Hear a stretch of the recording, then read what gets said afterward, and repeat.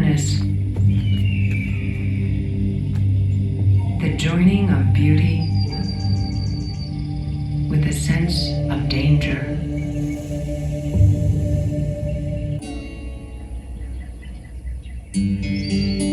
This landscape that surrounds us is a part of the northeast reach of the Sonoran Desert. The Sonoran Desert includes most of southwest Arizona, the southeast corner of California, and much of the northwest of Mexico.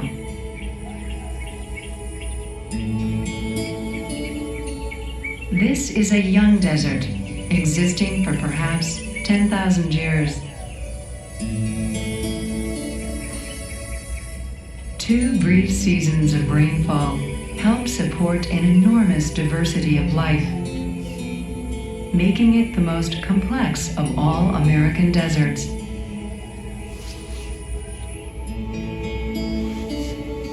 Scientists are studying the biology, geology, and weather of this desert.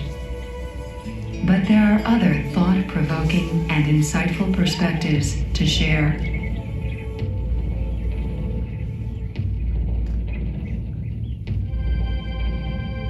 The native people who have lived in this landscape for hundreds of years offer a perspective each of us should hear and think about as we allow ourselves to be touched by this mysterious land of the Seguaro.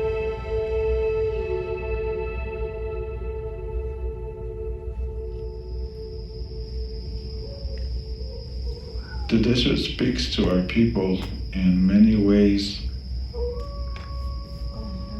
We feel honored to be here in this desert, to hear the different things it says to us.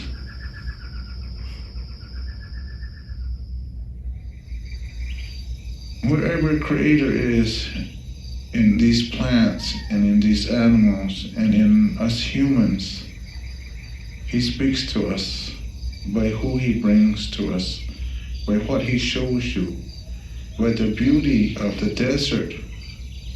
He gives you a gift. They're all connected. We're connected to all of the desert and the environment.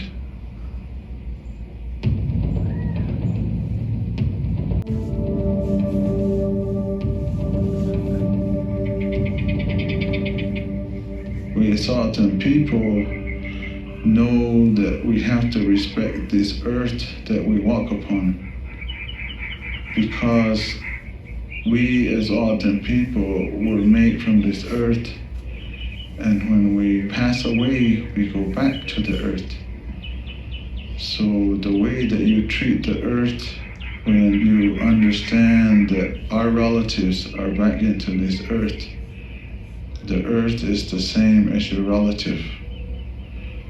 My mother and my father are back into this earth.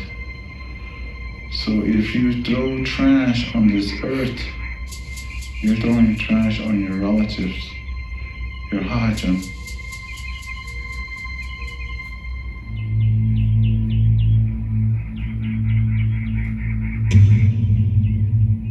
These things are sacred, and to us, they're very powerful.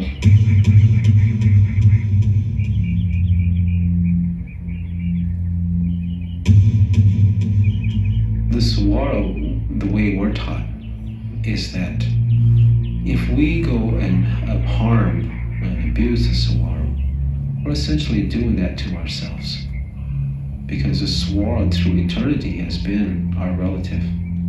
Because when the creation story is told in the wintertime, we're taught that the Seguaro was a human being, and God put the Seguaro on the earth in the form of a cactus so that we can begin to look at ourselves and eventually learn to respect ourselves.